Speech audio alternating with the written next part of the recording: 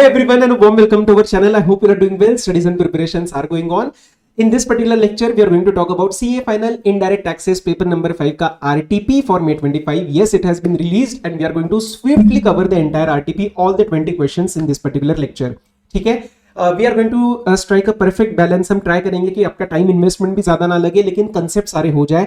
लेकिन मेरा फोकस ज्यादा कंसेप्ट्स पे रहेगा क्योंकि जो चीज कर रहे हो ना वो अच्छे से करना चाहिए, है ना. थोड़ा 10-15 मिनट आगे भी लग जाए, मैं आधे घंटे में भी करवा सकता हूँ आरटीपी, लेकिन उसमें किसी का कोई फायदा नहीं होगा. So we will do all the concepts properly in the time based manner. ठीक है, so don't worry, we are going to cover the entire RTP. एक चीज वेरी वेरी इंपॉर्टेंट, अगर आप चैनल पे नए हो या फिर आपने सब्सक्राइब नहीं किया तो ensure you are subscribing the channel because it helps me stay motivated to bring all those resources for you. And sir अगले 2 महीनों में आपके लिए बहुत सारे रिसोर्सेज प्लान हो रहे हैं that we are going to upload, so you should not miss out on any particular update. ठीक है, अपार्ट फ्रॉम दैट ये आरटीपी का मैं लिंक एक बार अपने कमेंट्स में और डिस्क्रिप्शन में डाल दूंगा along with the Telegram channel. Telegram channel पे सुपर कंसेप्चुअल एमसीक्यूज हम कवर कर रहे हैं. Daily 300-400 people are participating in that. Ensure you are joining that channel. Free resource है, बहुत सारी गलतियां पकड़वा दूंगा तुम्हारी, क्यों छोड़ रहे हो, ज्वाइन करो. प्लस उसके अंदर मैं सारे अपडेट्स भी डालता हूँ, जनरल गाइडेंस एंड मोटिवेशन की भी चीजें उसके अंदर आती है. तो ensure you are taking the benefit of that. Yes, I hope ये सारे बेसिक्स क्लियर है. नाउ स्टार्ट करते हैं अपना सीए फाइनल इनडायरेक्ट टैक्स का आरटीपी. ऑन ऑफसेट लेवल क्या ये आरटीपी बहुत मुश्किल है? Answer is no. आरटीपी ठीक है, वेरी मच हैंडल कर सकते हैं अपन, लेकिन क्या होता है आप बहुत सारे सब्जेक्ट्स एक साथ प्रिपेयर करते हो तो आपके पॉइंट्स छूट सकते हैं. उसको हम यहाँ पे पकड़ेंगे और उन पॉइंट्स के ऊपर भी सारा कंसेप्ट क्लियर करेंगे. ठीक है, स्टार्ट करें. चलो आज इनडायरेक्ट टैक्स का आरटीपी 20 क्वेश्चंस. Let's start. हम अपना May 25 का है तो हमारा जो अमेंडमेंट्स का पीरियड है that will B 6 months before 31st October 2024. तो इसके ऊपर भी कुछ क्वेश्चंस इसमें टेस्ट हुए हैं. स्टार्ट करते हैं. सबसे पहला केस सिनेरियोस. अब सर सबसे इंपॉर्टेंट चीज आप इसके अंदर चेक करना कि मैं एमसीक्यूज कैसे सॉल्व कर रहा हूं. ठीक है, एमसीक्यूज सॉल्व करने का एक नैक है, एक आर्ट है जो काफी बच्चे गलत करते हैं because you invest a lot of time in MCQs and after that also you do not get very positive results. So please pay attention as to how I am reading. मैं करते करते आपको बहुत सारी चीजें बताते जाऊंगा, उसको एब्जॉर्ब करते रहना. वही चीजें आपको अपने पेपर में इंप्लीमेंट करनी है. करिए स्टार्ट. आज case scenarios.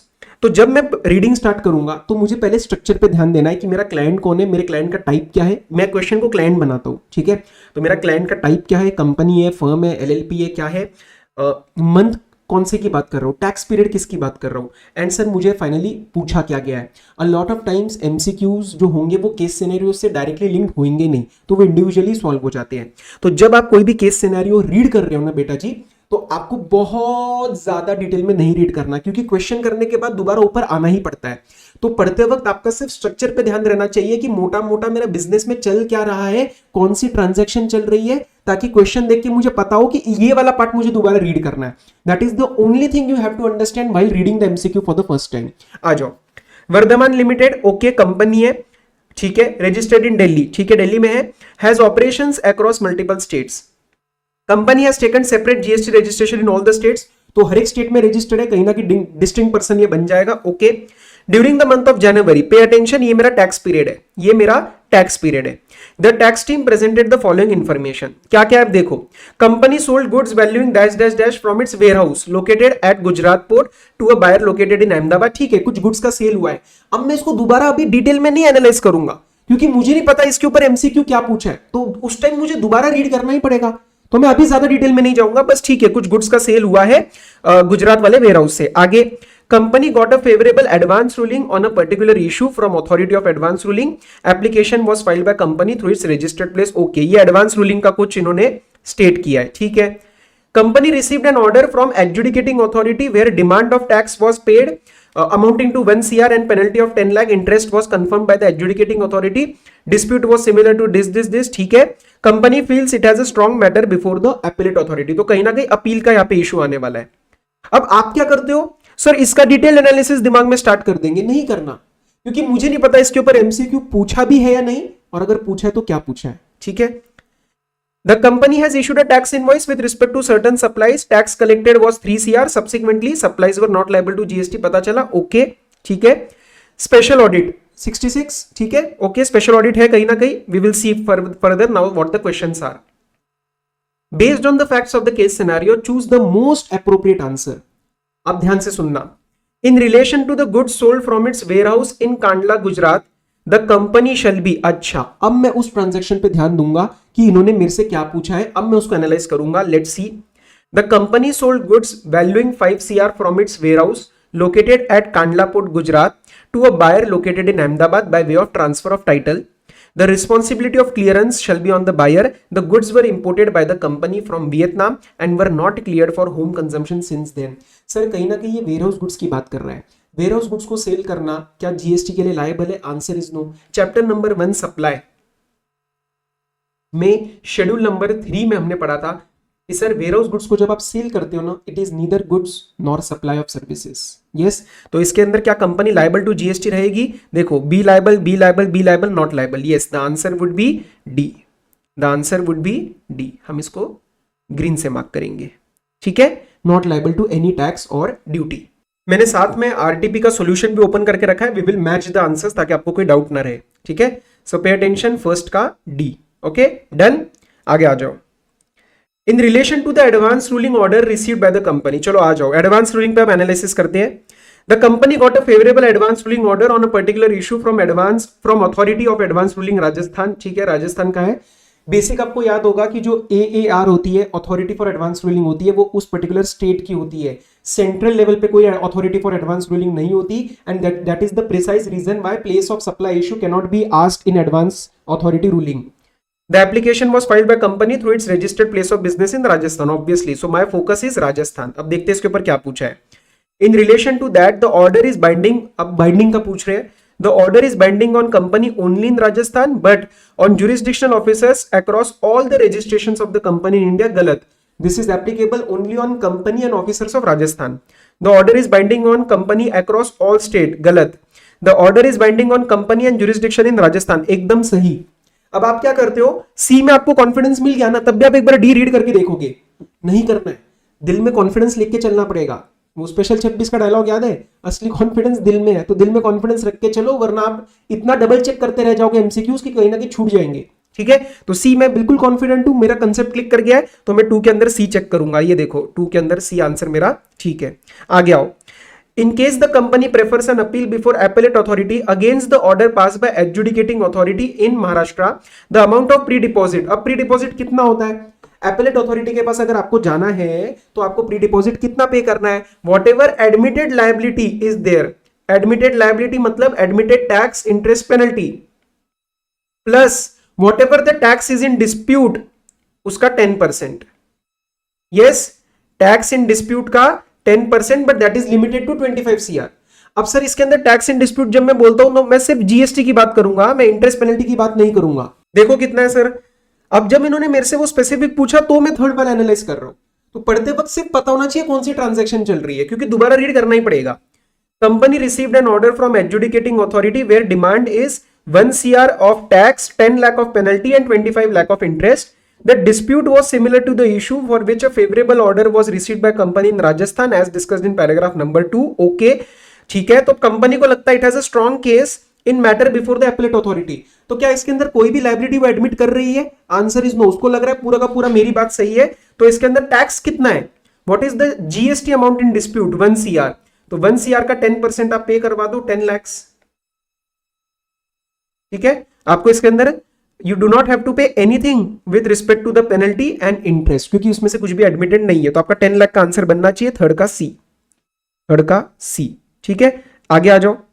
In case where the tax has been wrongly collected by the company from recipients, penalty demand में पढ़ते हैं 73-74 में कि अगर आपने कोई भी अमाउंट कलेक्ट किया है from public in the name of GST, तो आपको वो फटाफट से गवर्नमेंट को पे कर देना है, और 30 डेज से ज्यादा ड्यू डेट से अगर आपने डिले किया तो आपके ऊपर पेनल्टी का भी वेवर नहीं मिलेगा। कौन से वेवर की बात कर रहा हूं मैं? सेक्शन 73 के वेवर की बात कर रहा हूं कि आप शोकॉज नोटिस से पहले या फिर शोकॉज नोटिस के विद इन 30 डेज अगर पे कर देते हो तो आपको पेनल्टी नहीं पे करना पड़ता। यस, तो देखो company shall pay such amount to government. Yes, confident हो ना 4th A में? Yes, company shall pay such amount, ठीक है।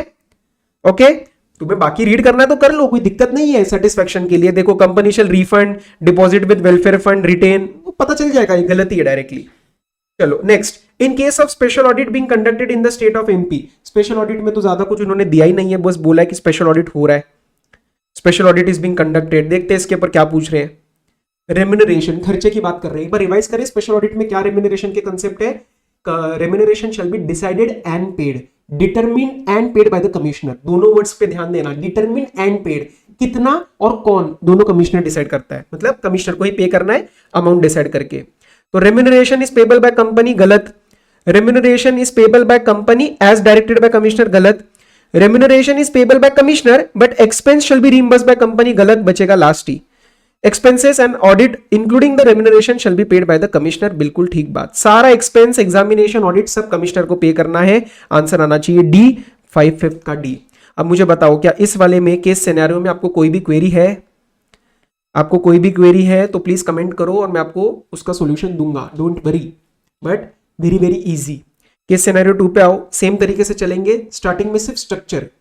क्लाइंट जब आपसे पहली बार मीटिंग करने आता है तो आप क्या पूछते हो? भाई कंपनी का नाम बताओ, कहाँ धंधा करते हो, किस चीज का धंधा करते हो, फिर ट्रांजैक्शंस में जाएंगे। ठीक है, आ जाओ। विद्युत कॉर्पोरेशन लिमिटेड कंपनी है, ओके। पीएसयू, ठीक है। Engaged in the business, PSU मतलब कहीं ना कहीं कुछ टीडीएस का लिंक आ सकता है, चेक करेंगे। Engaged in the business of generation of electricity from conventional non conventional sources. Government of India hold 75% equity. ये कोई डायरेक्टली मेरे से लिंक नहीं है अभी जीएसटी के लिए, तो आगे बढ़ो। The company has taken separate registration in each state where it has business operations. Head office in Delhi and other power plants in Bihar, Odisha, Chhattisgarh. तो 4 registration है मेरे पास। Following transactions are given. Delhi का, बिहार का, उड़ीसा का, छत्तीसगढ़ का।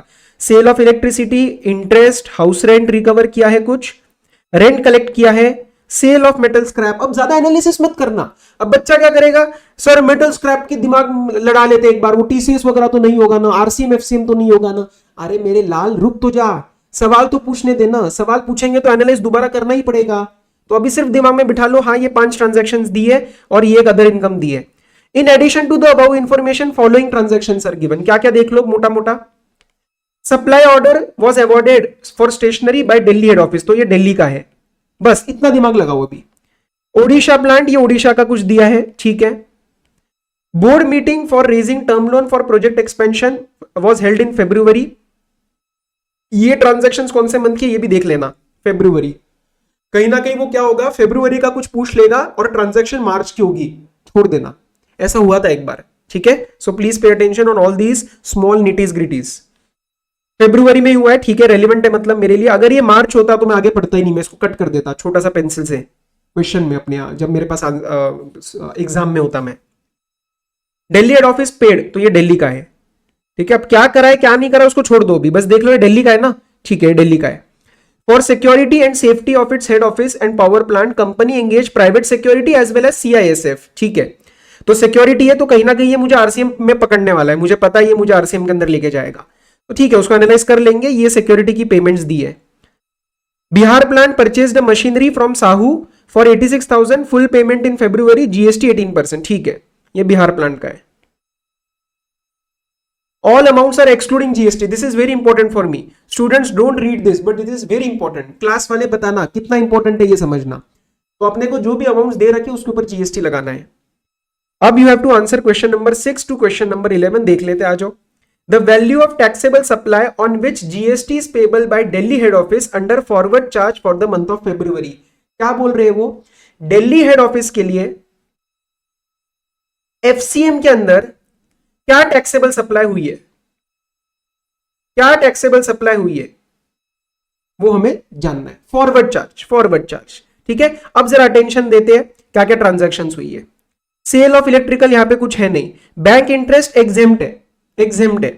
House rent recovered from employees for residential accommodation, employees unregistered रहेंगे, ठीक है। रेसिडेंशियल एकोमोडेशन दिया है, रेसिडेंस के लिए दिया है, ठीक है, तो ये एग्जेम्पशन में चला जाएगा एंट्री नंबर 12 की।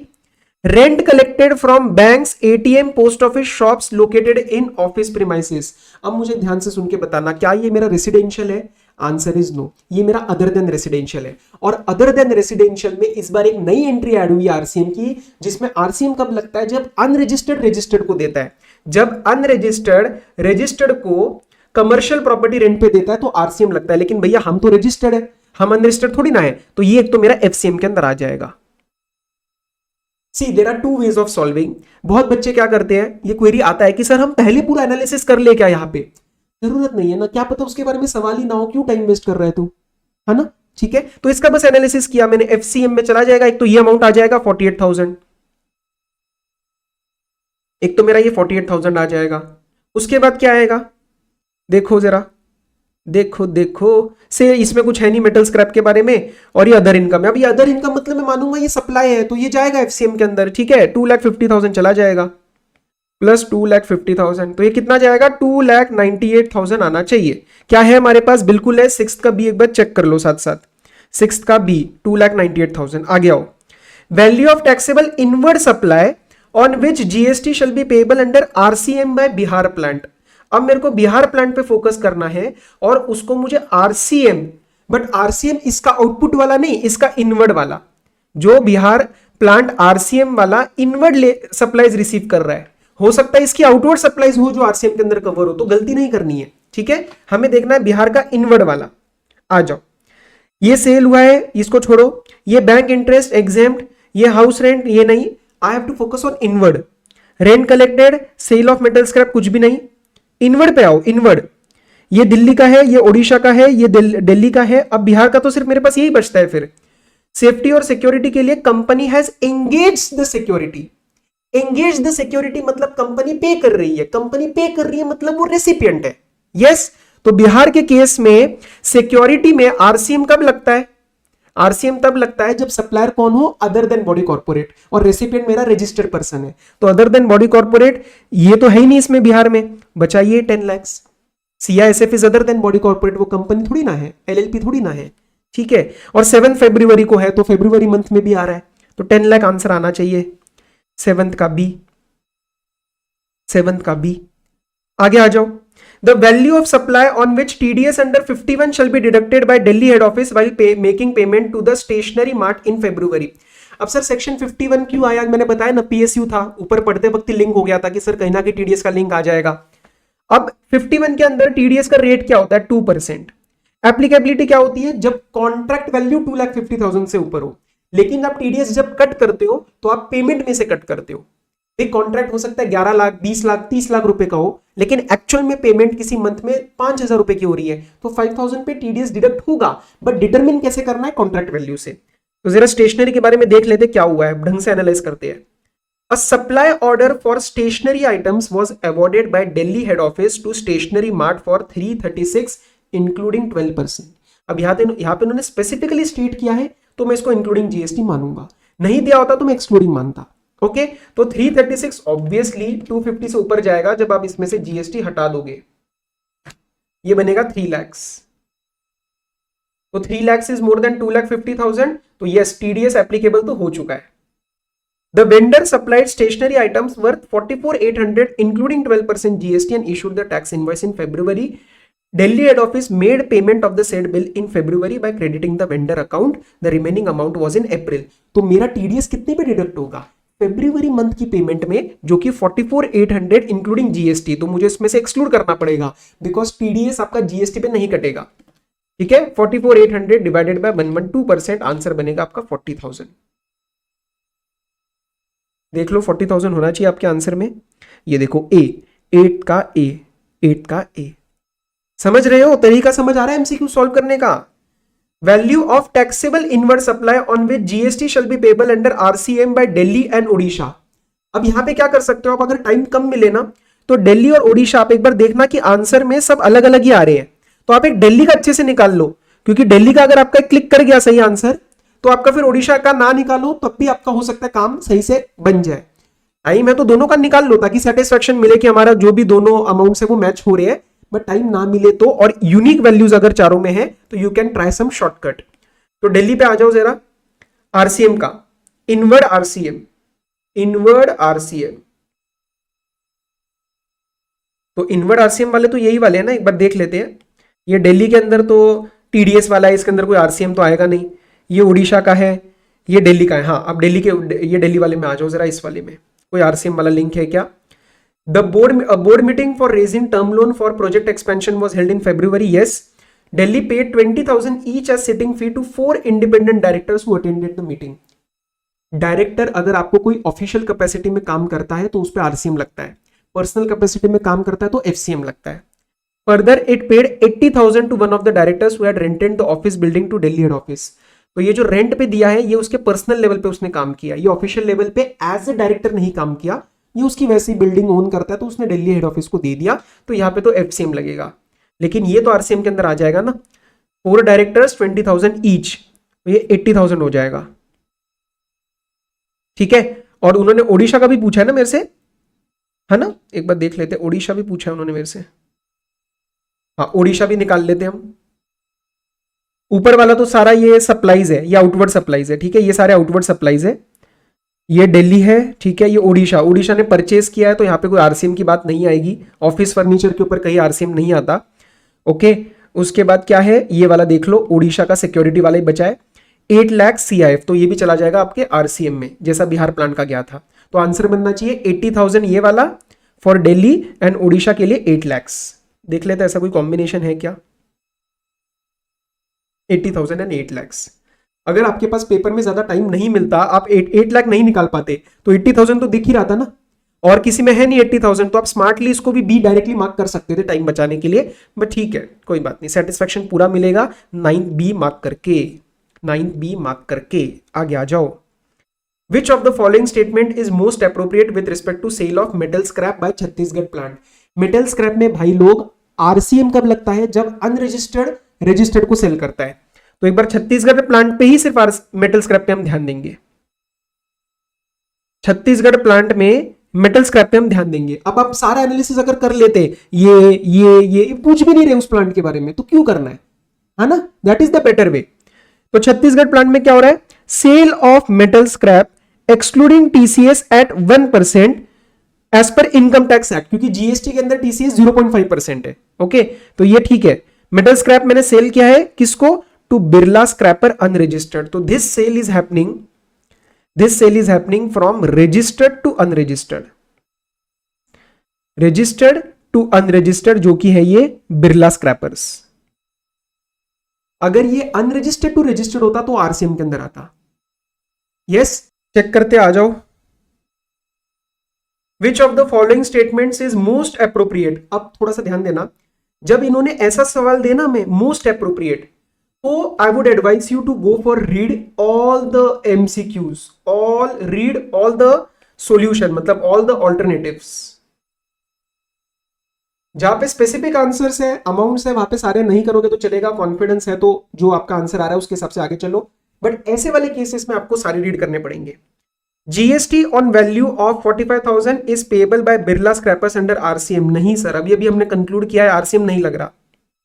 GST on metal scrap is payable by Chhattisgarh plant under FCM, ये लग रहा है, लेकिन एक बार सारे रीड कर लो। GST is payable by Chhattisgarh on 45,450। अब ध्यान से सुनना, आप दोनों में कहीं ना कहीं देखो, दोनों के अंदर 45,450 और 45,000, और दोनों के अंदर एफसीएम आ रहा है।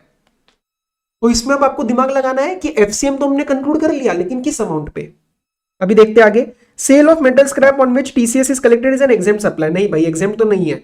अब मेरा फाइनल क्वेरी बचा है कि सर किस अमाउंट पे। अब मैं एनालिसिस करता हूं दोबारा एक बार कि चलो 45,000 का ये जो सेल हुआ है, कितने का हुआ है, 45,000 का एक्सक्लूडिंग द टीसीएस।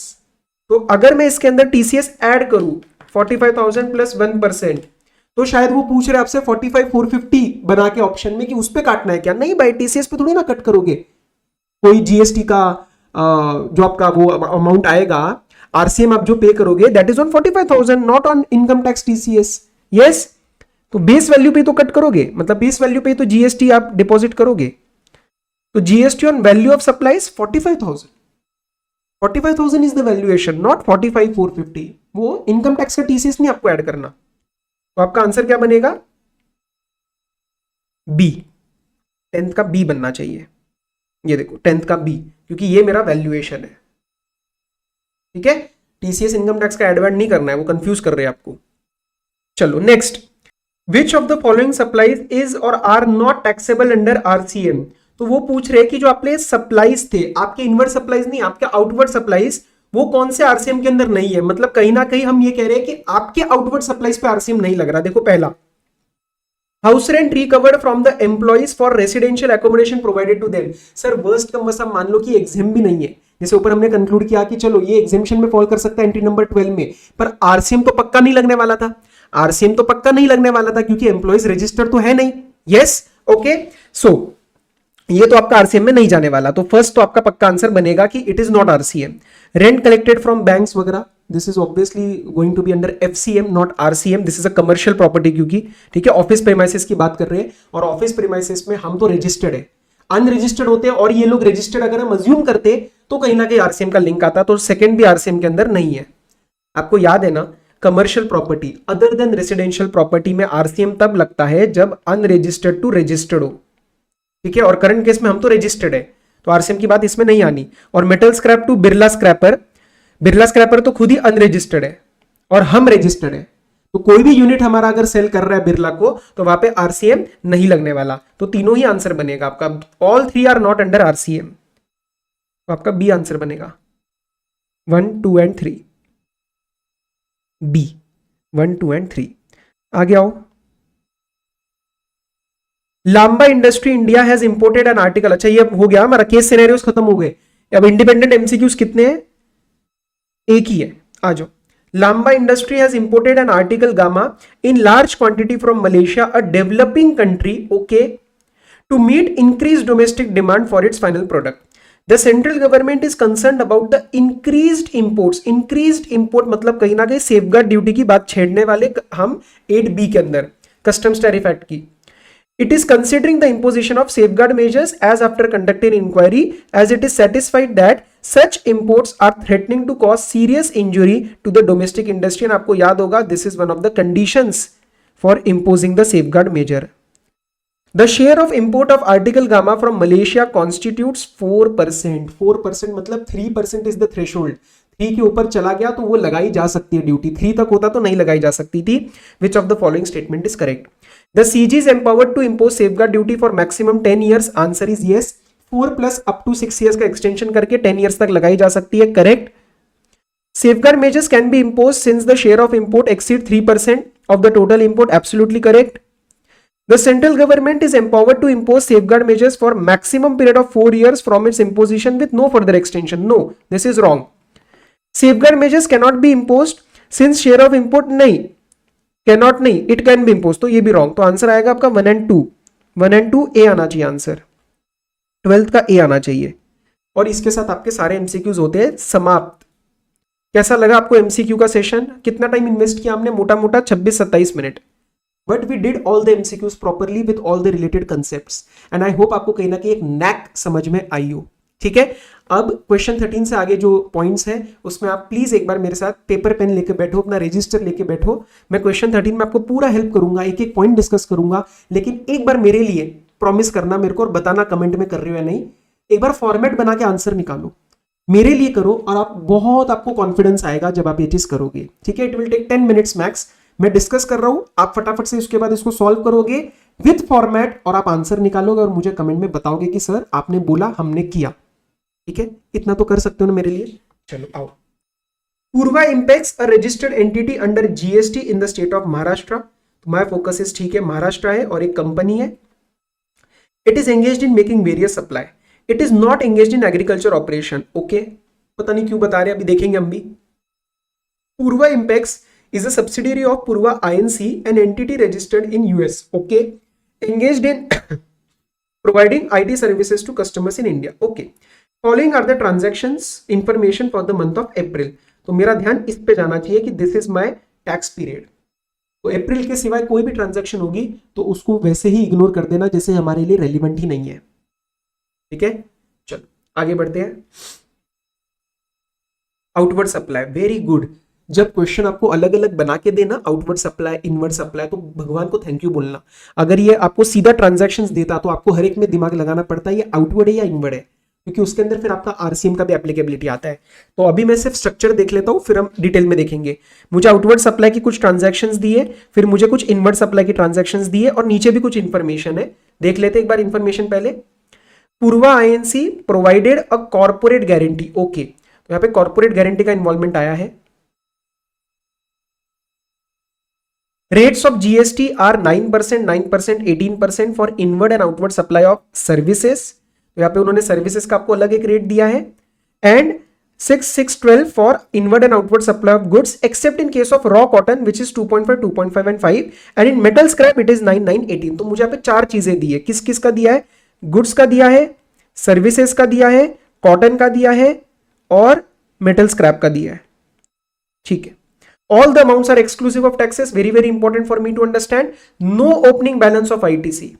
सर इतना तो हम कभी क्वेश्चन को एनालाइज भी नहीं करते, तभी तो सिखा रहा हूं ना, और तभी तो शायद दूसरों के शायद वीडियो से मेरे में टाइम थोड़ा ज्यादा लग सकता है, बट ये सारी चीजें समझ लो, पेपर में काम आएंगी।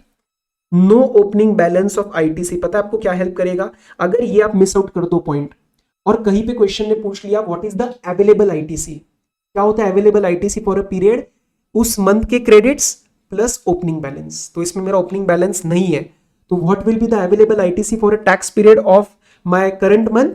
It will be whatever ITC I'm getting for that month. All exports are by the company are through furnishing of LUT without the payment of IGST।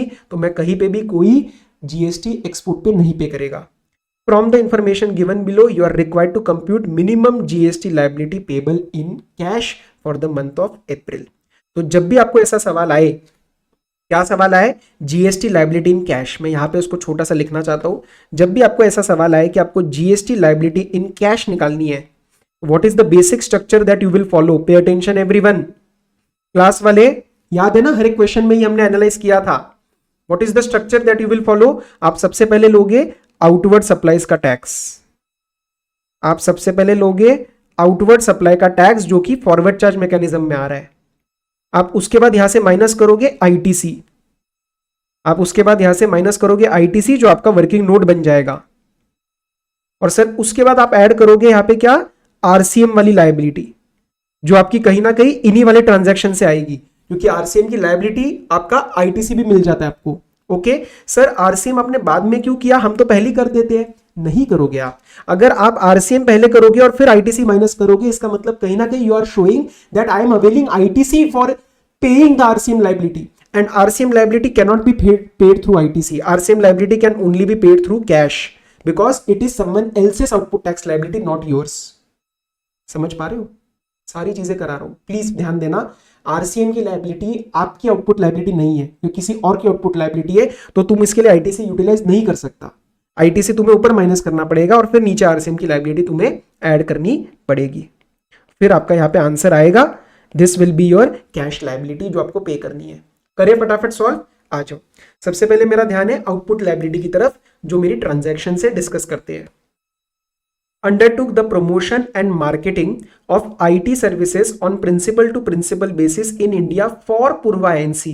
For Purva INC मतलब ये US की है, तो मैंने US वाली के लिए काम किया। I am the supplier, that is the recipient. What will be the place of supply? Section 13 subsection 2 of IGST Act। Section 13 क्यों लगाया? Section 13 इसलिए लगाया क्योंकि रेसिपिएंट आउटसाइड इंडिया है। जब रेसिपिएंट आउटसाइड इंडिया होगी और मैं इंडिया में रहूंगा तो one of them is outside India, तो सेक्शन 13 अप्लाई करना है आपको आईजीएसटी का। एक्ट लिखना मत भूलना, और इसके अंदर डिफॉल्ट प्रोविजन लगेगा 13(2) का। तो रेसिपिएंट का एड्रेस क्या है? यूएस। तो क्या ये कहीं ना कहीं एक्सपोर्ट ऑफ सर्विस बन सकता है? यस, ये एक्सपोर्ट ऑफ सर्विस की तरफ जाएगा, अज्यूमिंग की पेमेंट वगैरह भी मेरे पास फॉरेन करेंसी में आएगी। और क्लियरली क्वेश्चन ने बताया कि मैं एलयूटी के अंदर जाता हूं, मैं एलयूटी के अंदर जाता हूं, मैं जीएसटी नहीं पे करता, तो क्या इसके अंदर कोई कहीं पे भी कोई लायबिलिटी आएगी? Answer is no. This is how you analyse. ठीक है, आगे आओ। Printed letter card supplied to Subhashini enterprises registered in Maharashtra. मैं भी महाराष्ट्र का, ये भी महाराष्ट्र का है। Printed letter card, logo depicting the vision of the firm was to be imprinted on each letter card and said logo was provided by that firm. Material cost was 8 lakh, printing cost was 72,000, total मैंने 872 charge किया है। Sir हम इसको सीधा बना देंगे goods. नहीं, paper में आप सबसे पहले लिखोगे कि this is a composite supply that involves element of both goods plus services, but principal element composite में principal element here is goods not services. तो आप इसके अंदर गुड्स का रेट लगाओगे ऑन टोटल 8,72,000। सर इसमें प्लेस ऑफ सप्लाई कैसे बनेगा?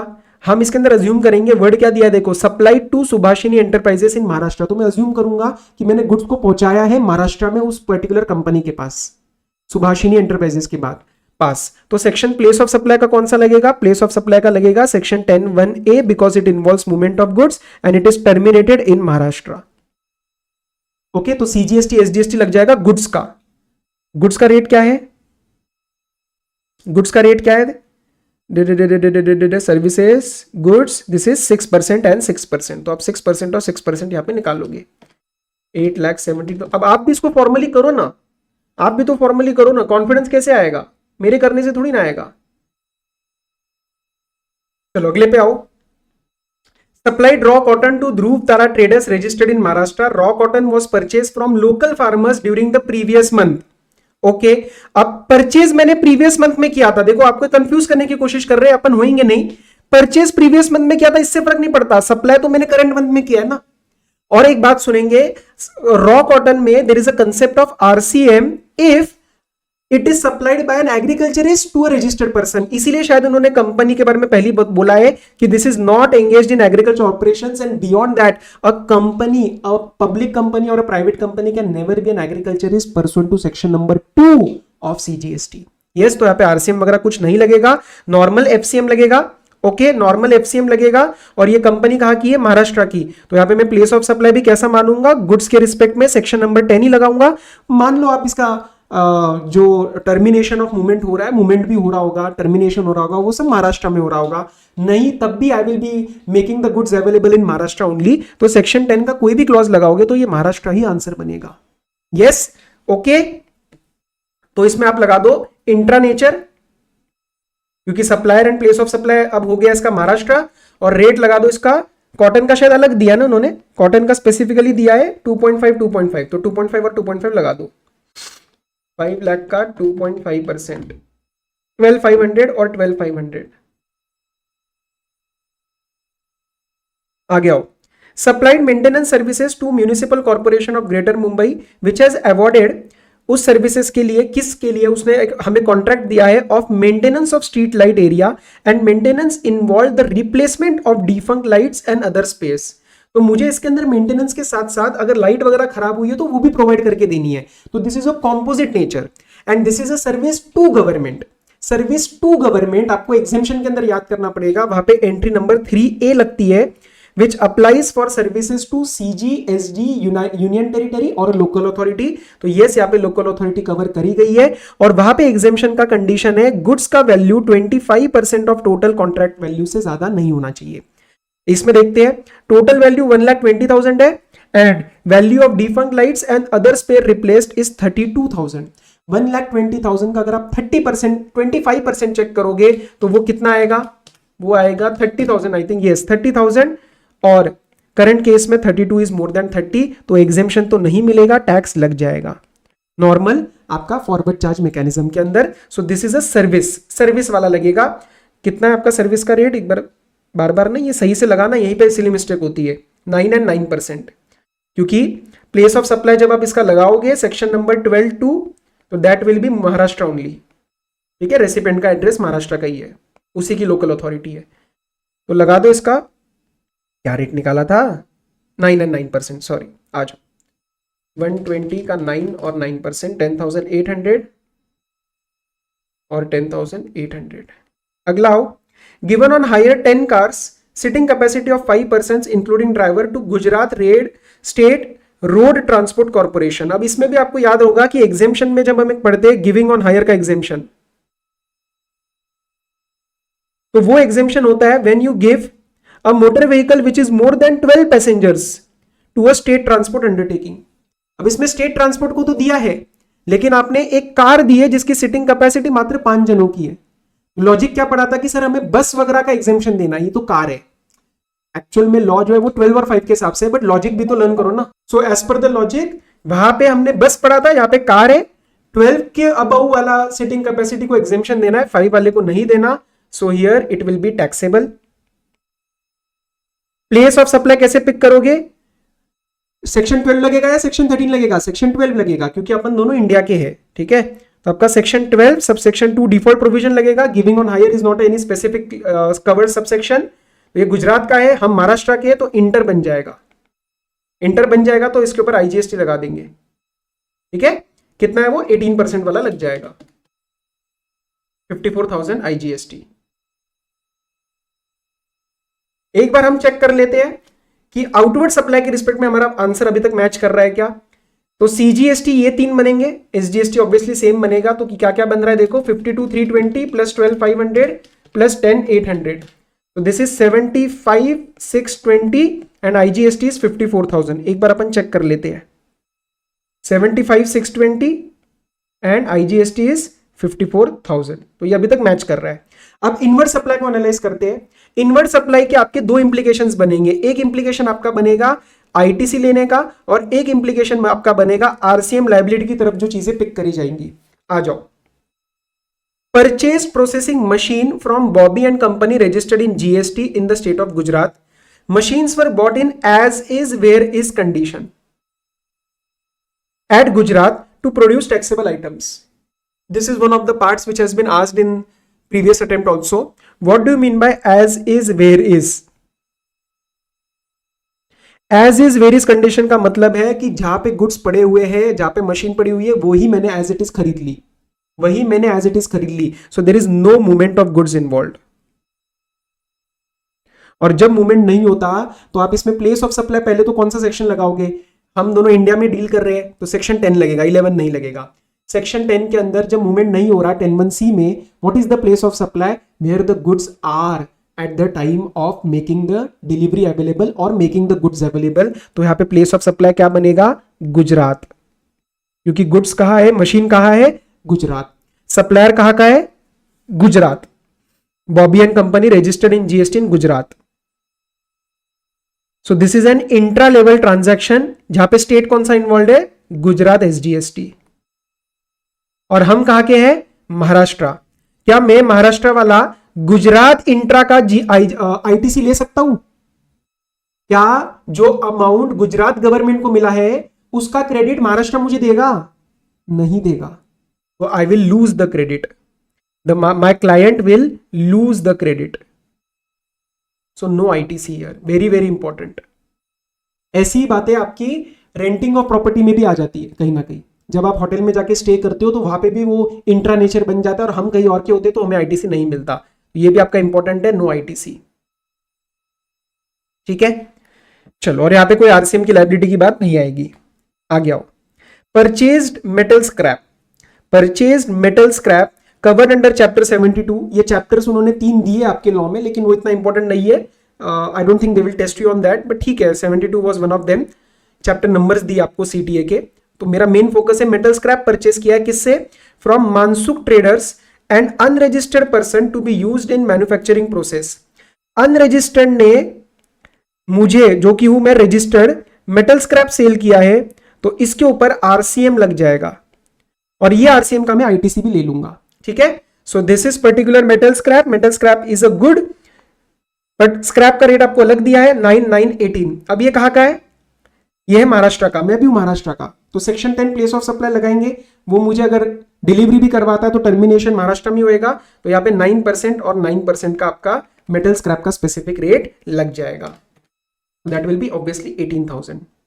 तो 18,000 एंड 18,000 का आपको ITC भी मिलेगा और ये आपके RCM के अंदर भी जाएगा। समझ में आया यहां तक? आगे आ जाओ।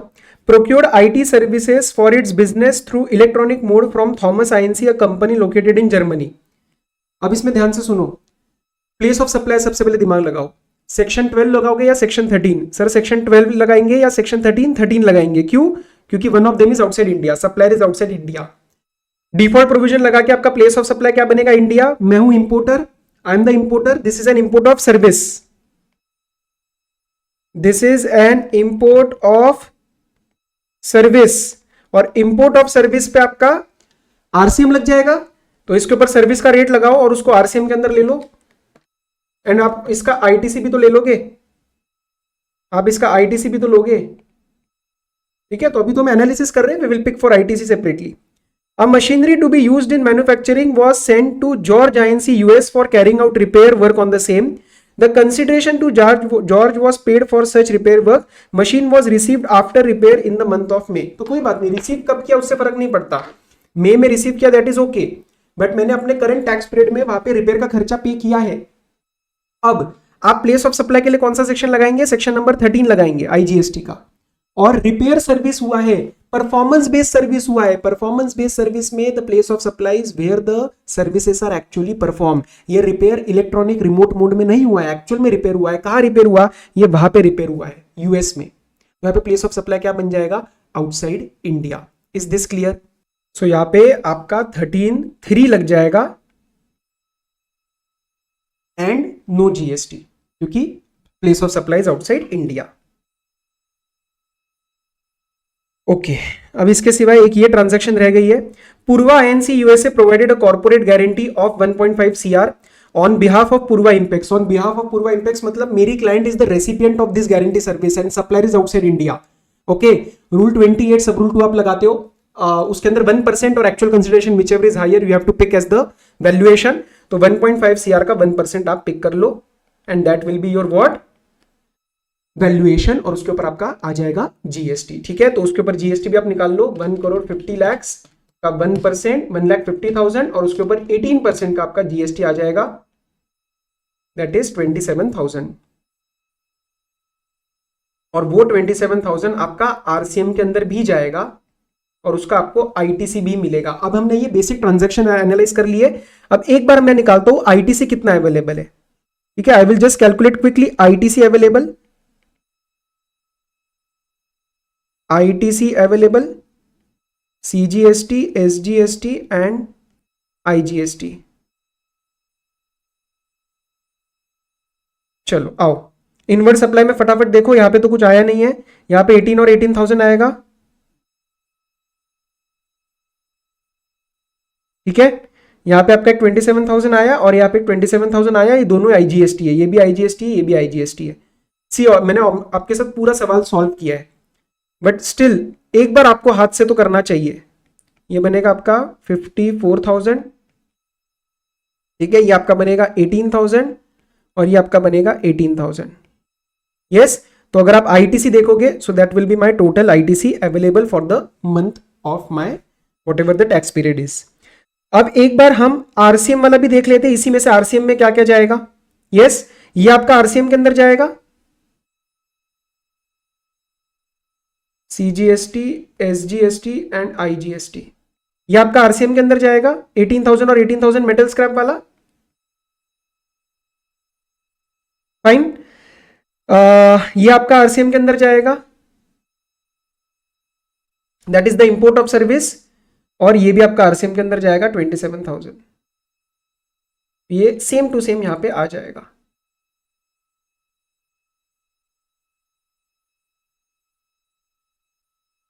बस आपको क्या करना है फाइनल, इस वाले में, इस वाले टेबल जो हमने बनाया था इसके अंदर डेटा डालना है। डेटा कैसे निकला था? इन तीनों का टोटल निकला था। क्या निकला था वो? 52,320 प्लस 12,500 प्लस 10,800, तो 75,620 और 75,620, उसमें से ये माइनस कर देना। 75 एंड जो थर्ड वाला 54 आया था उसमें से ये माइनस कर देना और उसके बाद ये ऐड कर देना।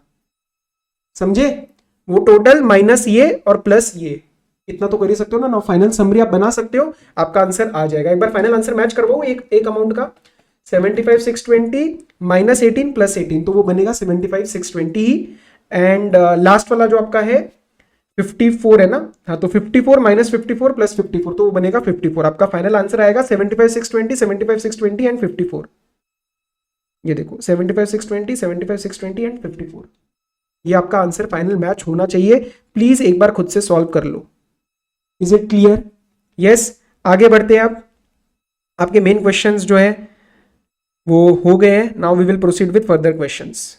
चलो नेक्स्ट सेक्शंस, नेक्स्ट क्वेश्चंस पे चलते हैं 14 to 20। नाउ इसके अंदर कोई बहुत सॉल्यूशन ओरिएंटेड नहीं है, बेसिक बेसिक क्वेश्चंस है, बट एक बार हम देखेंगे। In an appeal filed with the High Court by Pratik Limited on the question whether activity undertaken by the company amounts to supply, the appeal was decided in the favor of Pratik Limited. Okay. The amount of tax, interest, penalty were this: IGST of 1.2 CR, interest of 60 lakhs and penalty of 50 lakh. Okay. The department does not agree with the order passed by the High Court and contends that the said activity amounts to supply under GST. The department wants to file an appeal before the Supreme Court relating to the dispute pertaining to this demand. हुआ क्या है? एक particular order आया है high court का। किसका order आया है? हाई कोर्ट का। ये फेवर में आया है उस कंपनी के जो कि है प्रतीक लिमिटेड। ठीक है, but this is not agreeable by the department. Department को लग रहा है कि हमारा केस अभी भी स्ट्रांग है, डिपार्टमेंट कहता है कि हमें जाना है इसमें सुप्रीम कोर्ट के पास। ठीक है, okay. The department wants to file an appeal. You are required to examine whether appeal can be filed by the department in the given case. कई बार आपको हो सकता है यही ना समझ आए कि क्वेश्चन जा कर है, दिक्कत क्या, कोई लगेगा ना इसमें दिक्कत क्या है, जाओ डिपार्टमेंट सुप्रीम कोर्ट में जाओ, क्वेश्चन ऑफ लॉ के ऊपर जाओ। नहीं, आपको इसमें लेके आना है माइंड में section number 120 which talks about the monetary limits for filing an appeal. You remember the monetary limits apply on department, क्योंकि डिपार्टमेंट बहुत जनों के साथ डील करता है, तो सेक्शन आके आप उनको कुछ मॉनिटरी लिमिट्स लगाता है कि भैया इन लिमिट्स को देखते हुए आप वो पार हो रही होगी लिमिट्स तो ही आप केस में जाओ, तो ही आप अपील में जाओ, वरना फिर इतना इंपॉर्टेंट नहीं है वो, वरना वो कहते हैं कि इतना बड़ा अमाउंट नहीं है, it is not a material enough amount कि आप अपने रिसोर्सेस वहां पे लगाओ। सो वहां पे जो मॉनिटरी लिमिट्स दे रखी है वो दे रखी है आपकी एपेलेट ट्रिब्यूनल के लिए, हाई कोर्ट के लिए और सुप्रीम कोर्ट के लिए। यू रिमेंबर दिस और नॉट? एंड लिमिट्स क्या क्या एग्जिस्ट करती है? 20 lakhs, 1 CR and 2 CR। Yes, अब जब आपका ये मैटर हो तो आपको ये भी देखना है कि मॉनिटरी लिमिट में कैलकुलेट क्या करना है। In the current case the dispute is with respect to tax, interest and penalty. And if you remember section 120, आपको शायद नहीं याद होगा ये मॉनिटरी लिमिट्स और उसके रिस्पेक्ट में कि मॉनिटरी लिमिट में क्या क्या आना है। This is a part of your amendment for May 25। तो उसके अंदर हमने ये पढ़ना है कि सर जब हमारा टैक्स का डिस्प्यूट हो तो चाहे उसमें इंटरेस्ट हो या ना हो, we do not see the interest and penalty amount. अगर आपका ये ऑर्डर जिसके अगेंस्ट डिपार्टमेंट को प्रॉब्लम है, if that order is only with respect to interest और only with respect to penalty और इंटरेस्ट एंड पेनल्टी, तो आप उसके अंदर इंटरेस्ट पेनल्टी का अमाउंट चेक करोगे। लेकिन अगर वो टैक्स के साथ इंटरेस्ट पेनल्टी आ रही है तो आपको इंटरेस्ट पेनल्टी नहीं देखना, you just have to see the GST amount, क्योंकि पेनल्टी और इंटरेस्ट इनसे लिंक्ड है। So you have to see this amount. And for supreme court the amount should have been 2 CR, here it is 1.2 CR। तो monetary limit पार नहीं हो रही इस केस में, तो सुप्रीम कोर्ट के पास डिपार्टमेंट नहीं जा सकता। और यहां पे मैटर क्या था? मैटर था with respect to activity is a supply और नॉट, एक्टिविटी इज अ सप्लाई और नॉट, इसके ऊपर इशू था। सर ये क्यों बोल रहे हो specially? Because there are certain list, there is a list of certain issues जहां पे मॉनिटरी लिमिट अप्लाई नहीं करता। फॉर एग्जाम्पल कहीं पे ऐसा रूलिंग आ जाए कि act is ultra vires constitution और rules regulations are ultra vires act और ऑर्डर्स और नोटिफिकेशंस और circulars are ultra vires the act और रूल्स, या फिर 4 स्पेसिफिक मैटर्स आर गिवन। पीसीआरवी हमने लर्न किया था क्लास में, मैं आपको भी बता देता हूं। पीसीआरवी अगर इशू है प्लेस ऑफ सप्लाई का, क्लासिफिकेशन का, रिफंड का या वैल्यूएशन का, तो इन 4 केसेस के अंदर भी मॉनिटरी लिमिट नहीं लगता। इसके सिवाय 2 और आइटम्स दिए सेक्शन 120 में, जहां पे वो बोलते हैं कि कहीं पे अगर कोई एडवर्स कमेंट्स या एडवर्स कोई ऐसा बोला गया है against the government, against the GST department, तो वहां पे भी मॉनिटरी लिमिट नहीं लगता। या कोई और ऐसा इशू जो रेकरिंग इन नेचर है, वहां पे ये मॉनिटरी लिमिट नहीं लगता। तो क्या करंट केस में ये सप्लाई यहाँ पे कवर्ड है? Is supply one of the issues where monetary limit do not apply? No sir. तो monetary limits do apply. 1.2 CR does not exceed 2 CR। So इस केस में डिपार्टमेंट अपील फाइल नहीं कर सकता। आगे क्या बोल रहे हैं?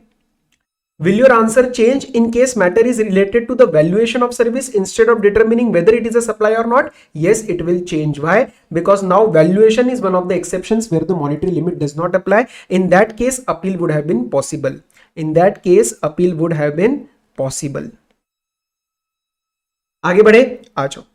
Smith INC, a company located in US, charges subscription fee from its unregistered customers in India at its online money gaming portal.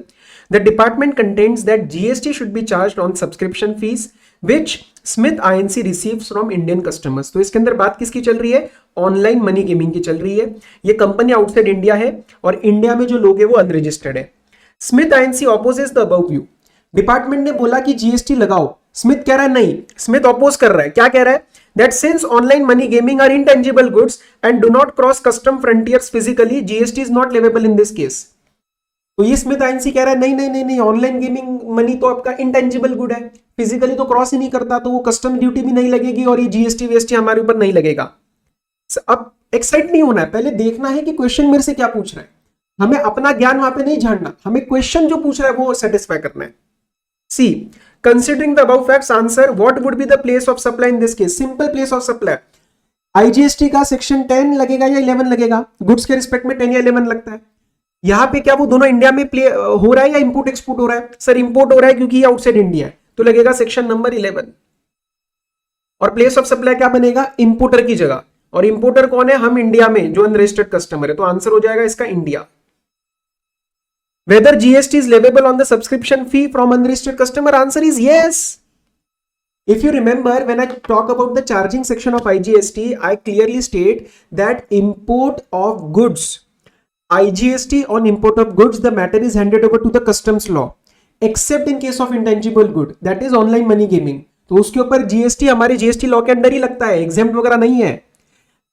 Intangible है, फिजिकल फ्रंटियर क्रॉस नहीं करता। इसका इंप्लीकेशन सिर्फ एक है कि कस्टम्स लॉ को हैंडओवर नहीं करेंगे, हम अपने जीएसटी लॉ के अंदर ही जीएसटी लगाएंगे। And if yes, who is required to pay the GST? बकायदा आपको यहाँ पे फॉरवर्ड चार्ज मैकेनिज्म लगाना पड़ेगा, आपको फॉरवर्ड चार्ज मैकेनिज्म लगाना पड़ेगा, और प्लेस ऑफ सप्लाई उसका इंडिया बन जाएगा। And that supplier outside India यहाँ पे सेक्शन नंबर 14A यूज करके इंडिया में आएगा। सिंप्लीफाइड रजिस्ट्रेशन स्कीम के अंदर सिंगल रजिस्ट्रेशन लेगा। All those points you have to state properly. Is it clear?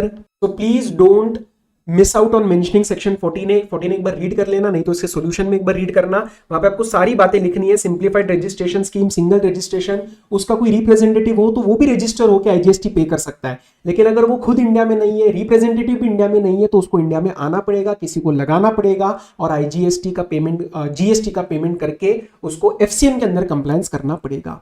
Single registration मतलब उसको एवरी स्टेट में रजिस्ट्रेशन लेने की जरूरत नहीं है। आगे आ जाओ।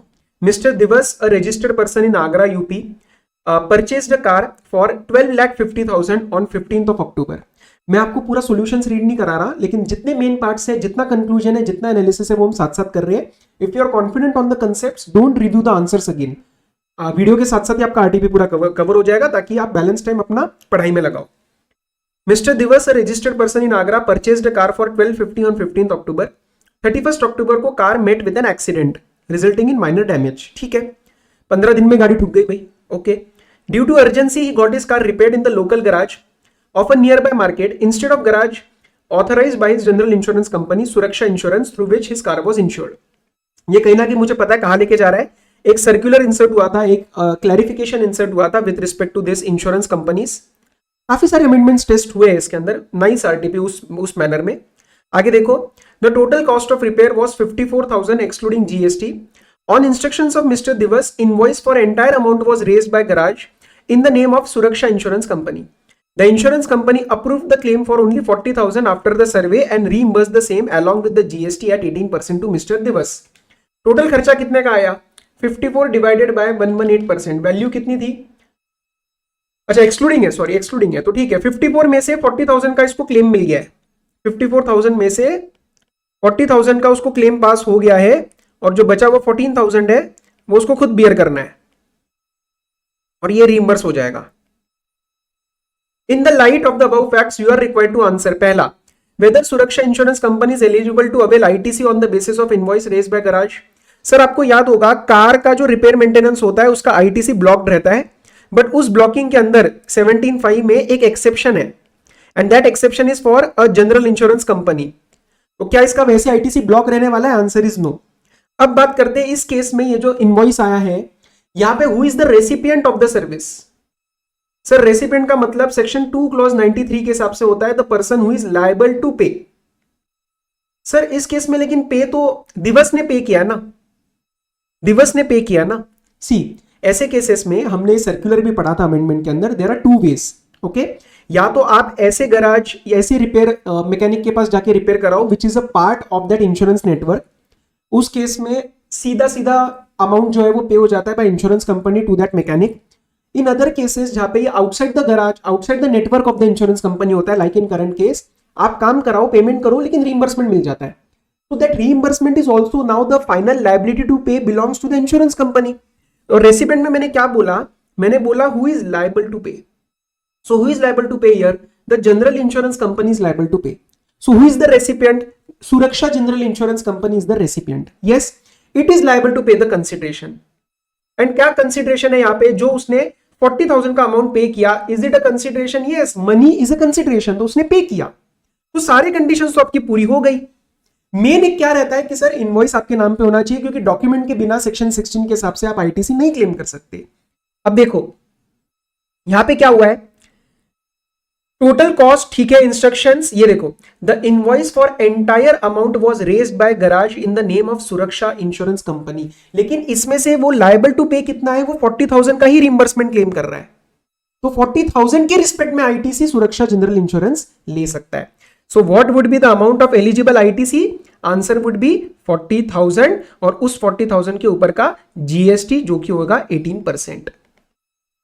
Next, would your answer be different if that garage had issued two different invoices, one for 40 to Suraksha Insurance and another for 14 plus 18 to Mr. Divas? No, answer would remain same, क्योंकि मेरे लिए main condition है कि 40,000 का जो invoice है वो insurance company के नाम पे आना चाहिए। बैलेंस वाला आपने अलग इशू कर दिया, वेरी गुड, ये और अच्छा आपने क्लियर कर दिया इनवॉइस को। Next, in case that garage issued the invoice in the name of mister Divas, would Suraksha insurance be eligible to avail the ITC? Now answer will change. No, in that case, no, because without a prescribed document, without the invoice in my own name, how will I claim the ITC? Insurance company नहीं ले सकता। List the scenarios where goods services are liable to confiscation under 130। कितना plane question है, देखो कभी कभार question 5 और 6 में ऐसे ही प्लेन थ्योरी क्वेश्चंस आते हैं। 130 के 4-5 केसेस जो होते हैं which talks about the liable for confiscation, जैसे आपने गुड्स को अकाउंट फॉर नहीं किया, आपने सप्लाई विदाउट इनवॉइस कर दिया, आपने कोई कॉन्ट्रावेंशन कर दिया जिसके अंदर टैक्स इवेजन है। इनफैक्ट यहाँ पे लास्ट वाला पॉइंट आपका कन्वेंस का भी आता है, कन्वेंस का भी कन्फिस्केशन हो सकता है अगर you use it for transportation of goods in contravention of law and to evade the tax, unless ऐसा प्रूव हो जाए कि कन्वेंस का ओनर ये प्रूव कर देता है कि भाई हमें नहीं पता था ओनर ऑफ गुड्स ने ऐसा गलत काम किया है, तो कन्वेंस बच जाएगा। बट वो 4-5 केसेस एग्जैक्टली प्लेन सेक्शन 130 से आपको लिखने हैं, ठीक है, ओके। तो ये एज इट इज रिवाइज कर लेना, एक बार क्वेश्चन आ सकता है। नेक्स्ट बात करते हैं वैल्यूएशन। वैल्यूएशन का तो एक आता ही आता है हमेशा, कस्टम्स बात करते, आ जाओ। Mr. Manmeet imported certain goods from his son, Mr. Harbhajan, residing in US, and the transaction value has been rejected. Rule 4-5 of the customs valuation are found inapplicable as no similar or identical goods are imported in India. तो rule 3 का transaction value reject हो गया, 4-5 reject हो गया। 6 क्या कहता है? 6 ये कहता है कि 8 बिफोर 7 लगाया जा सकता है बस, वरना फिर आपको 7 और 8 लगाना है। 7 क्या है? डिडक्टिव वैल्यू, 8 क्या है? Computed value. Mister Manmeet furnishes the cost related data of import and requests the customs authority to determine the value accordingly as per rule 8। तो कहीं ना कहीं इसके अंदर मिस्टर मनमीत ने रूल नंबर 6 यूज किया है, जिसके अंदर he can request the PO कि आप प्लीज मेरे लिए रूल 8 पहले लगाओ रूल 7 से, क्योंकि वो मेरा बेटा ही है, मैं वहां से आपको डेटा दे सकता हूं कंप्यूटेशन का। ओके, आओ तो कंप्यूटेशन की इसकी वैल्यू निकाल लेते हैं। लेट्स सी, ये डेटा दिया है ना, नीचे क्या दिया है? Customs authorities are of the opinion that since value as per rule 7 can be determined there is no need to apply rule 8। नहीं, अगर अलाउ किया तो रूल 8 पहले लग सकता है। ओके, हम रूल 8 के हिसाब से निकाल सकते हैं। Can request be legally acceptable? Yes, rule 6 में request to apply rule 8 before 7 is acceptable if so compute the assessable value. तो हम निकालेंगे, अभी कंप्यूटेशन वैल्यू निकालेंगे। आओ, कॉस्ट ऑफ मटेरियल, ये थोड़ा इंपॉर्टेंट मार्क करना, and this is given in your ICM material also. ऐसा सेम प्रिंसिपल इसमें जो टेस्ट हो रहा है कंसेप्ट, वो आपके आईसीएम मटेरियल में भी है, वो इससे पहले एक और आरटीपी में भी आ चुका है, पुरानी। ध्यान दो, cost of material incurred by mister Harbhajan 2000, fabrication charges by Harbhajan. Sir Harbhajan क्यों? भाई मैं कंप्यूटेड वैल्यू निकाल रहा हूं। कंप्यूटेड मतलब ऊपर, हरभजन जो वहां पे मेरा जहां से मैंने इंपोर्ट किया है, ठीक है, ये आउटसाइड इंडिया प्रोड्यूस हुआ है, तो मैं वहां का कंप्यूटेड वैल्यू निकाल रहा हूं। 2000 आ गया, फैब्रिकेशन चार्जेस आ गए हमारे 1000 के, other chargeable expenses 400, other indirect cost 250। ये मेरी फैक्ट्री रिलेटेड कॉस्ट आ गई। एक बार इसको टोटल कर लो, 2000 प्लस 1000 प्लस 400 प्लस 250, 3650। अब ध्यान से सुनना, freight from factory to US port and loading charges at US port. तो ये जो 350 का चार्ज है, ये अभी हम ऐड करेंगे, अभी देखते हैं, हम नॉर्मल अभी ऐड करते हैं। नॉर्मल मैं इसको एफओबी की तरफ लेके जा रहा हूं, तो मैं 350 ऐड करूंगा। आगे क्या लिखा है? Normal net profit margin of mister Harbhajan is 20% of FOB. मतलब आप यहां पे जो प्रॉफिट मार्जिन ऐड करोगे वो है एफओबी का 20%, और इसको ऐड करके तो एफओबी आता है भाई, प्रॉफिट को ऐड करके ही तो एफओबी आता है ना। तो अगर मैं प्रॉफिट को एफओबी को x मान लू, तो कहीं ना कहीं ये 0.2x हो जाएगा। नॉर्मल, हम ज्यादा दिमाग नहीं लगाएंगे, हम बिल्कुल नॉर्मल मैथ्स जैसे करते थे, ठीक है, तो डरना नहीं है मैथ्स से। चलो निकालो इसका टोटल क्या आ रहा है अभी ऊपर वाले का, 3650 प्लस 350, ये बनेगा आपका 4000। तो ये ऐसे बनेगा 4000 plus 0.2x is equal to x. तो x क्या बनेगा आपका 4000 divided by 0.8, so that is $5,000. This is $5,000. Yes. So what is profit? 5,000 का 20% is equal to $1,000. और FOB वैल्यू क्या बनी आपकी $5,000। यहां तक आई डोंट थिंक कोई क्वेरी आएगा। अब कहानी में ट्विस्ट आने वाला है, थोड़ा सा ध्यान से समझना। एयर फ्रेट, आपको याद है एयर के केस में जो भी एक्चुअल है उसको आपको कंपेयर करना है with 20% of adjusted FOB। Yes और नो? FOB यहां पे क्या निकला है 5,000, 5,000 का 20% क्या बनेगा 1,000। तो मैं 1,000 लूंगा या 1,500 लूंगा, मैं 1,000 लूंगा क्योंकि वहीं पे रेस्ट्रिक्ट करना होता है। अब यहां पे एक गलती करते बच्चे, आपको वो रूल नंबर 10(2) याद करना पड़ेगा। उस 10(2) में जो हम ये 20% गिनते हैं, it includes not only transport but it includes this freight and loading charges also. मैं फिर से बोल रहा हूं, आप ये जो 20% का कैलकुलेशन गिनते हो, इसके अंदर सिर्फ फ्रेट नहीं होता बल्कि इसके अंदर फ्रेट भी होता है, ये लोकल फ्रेट भी होता है और ये लोडिंग चार्जेस भी होते हैं, बट पढ़ते वक्त आप इस पे ध्यान नहीं देते हो। तो जब मैं ये 20% के नाम पे 1,000 इंक्लूड करूंगा तो मैं दोबारा ये 250 और 100 इंक्लूड नहीं करूंगा। मैंने पहले 250 और 100 को 350 को यूज किया FOB वैल्यू पे रीच करने के लिए, उसके बाद मैं इसको डिस्कार्ड कर दूंगा, उसके बाद मैं इसको यहां से डिस्कार्ड कर दूंगा। मैं बोलूंगा 3650 के अंदर बाकी चीजें ऐड करना स्टार्ट करो, क्योंकि जब मैं ये 20% का 1000 लूंगा it includes this local freight and loading charges. तो मेरा फाइनल आंसर किस तरफ जाएगा, देखो मेरा फाइनल आंसर जाएगा 3650, प्रॉफिट मार्जिन वाज 1000। ओके ठीक है, और इसके अंदर मेरा प्लस क्या ऐड होगा, आपका ये एयर फ्रेट और इंश्योरेंस $50। अब इन सबका टोटल करो, 3650 प्लस 1000 प्लस 1000 प्लस 50, ये आपका टोटल आंसर नेट बनेगा 5700, और 5700 को इंटू 85 कर देना, ये आपका आंसर मैच होना चाहिए 484,500। एक बार हम चेक कर लेते हैं, 484,500 आपका आंसर आना चाहिए, 484,500। मैं फिर से बोल रहा हूं, एक बार ध्यान से सुनो। ये जो 350 का अमाउंट है ना, ये जो मैंने यहां पे उसको टेम्परेरीली यूज किया, क्या निकालने के लिए, यहां तक रीच करने के लिए, ताकि मैं इसके अंदर FOB वैल्यू निकाल पाऊं। एक बार मैंने 350 का यूज करके FOB वैल्यू 5,000 ले लिया, उसके बाद जब मैं ये 20% निकालता हूं ना, this 20% includes freight and loading, तो इसको मैं दोबारा इंक्लूड नहीं करूंगा, मैं यहां से इसको डिस्कार्ड करूंगा और बचे हुए वैल्यूज में इस वाले फिगर में ऐड करूंगा। आप ये दोबारा करो, ये आपके मटेरियल में भी लास्ट क्वेश्चन आपका ICA मटेरियल का यही है, that you have to do. Okay, और इससे पहले भी एक बार RTP में टेस्ट हुआ है, ये कंसेप्ट आपका एयर में लगता, अगर ये एयर नहीं होता ना तो फिर ये 350 नॉर्मल एडेड रहता और आगे आपका 20% निकल जाता अलग से। ठीक है, ये मतलब what ever my transport was given, मैं दोबारा 20% से चेक नहीं करता, क्योंकि ये एयर फ्रेट में चेक करना होता है, not in case of vessel और लैंड। ठीक है, बाकी प्रोविजंस आप एक्सप्लेन करोगे कि यस रूल 6 के अंदर मैं 8 बिफोर 7 अप्लाई करने की कोशिश कर सकता हूं, I can request the PO। आगे आ जाओ, 19th, green pepper company imported goods valued at 20 lakh white bill of entry presented before PO on 15 July on which the customs duty was 10%। ठीक है, 15 जुलाई को 10% है। This company produced all the necessary documents and furnished full information. However, PO deemed it necessary to make further inquiry and same were provisionally assessed. Customs Act के section number 18 के अंदर provisional assessment हुआ है at 20 lakhs and provisional duty pay हुई है 2 लाख की on same date. Same date मतलब ये होगा 15 जुलाई को। 15 जुलाई को 2 लाख रुपीस का 10% के हिसाब से पेमेंट करा गया है।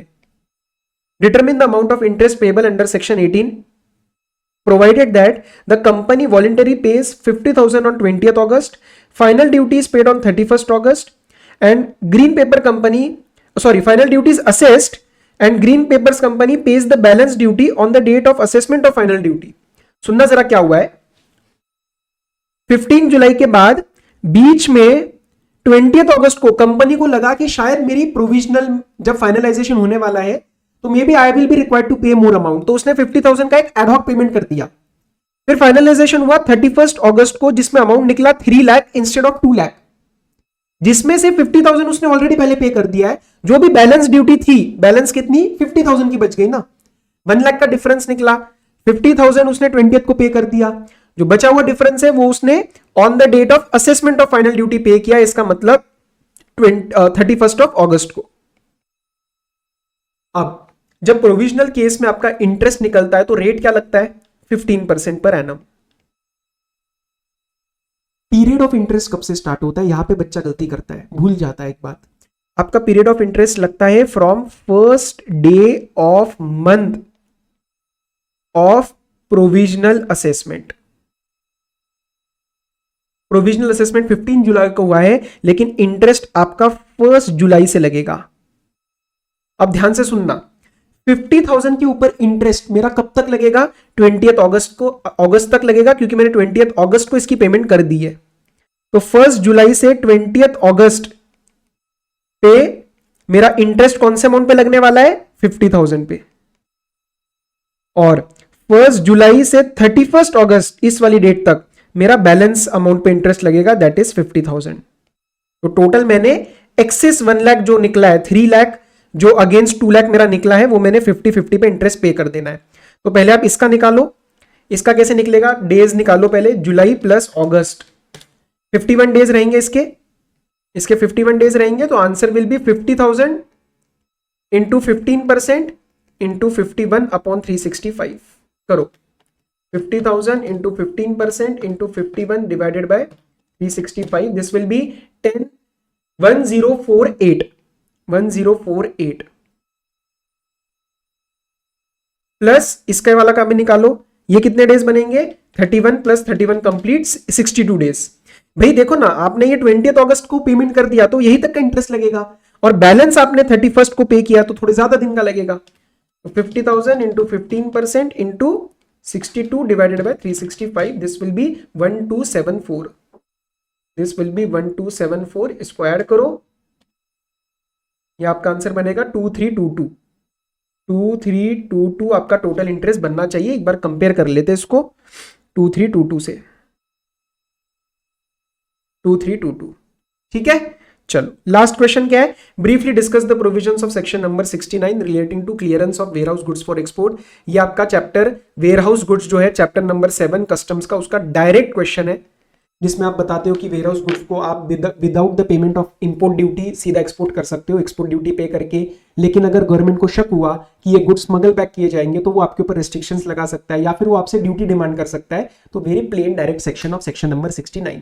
Okay, with this my section every question is discussed.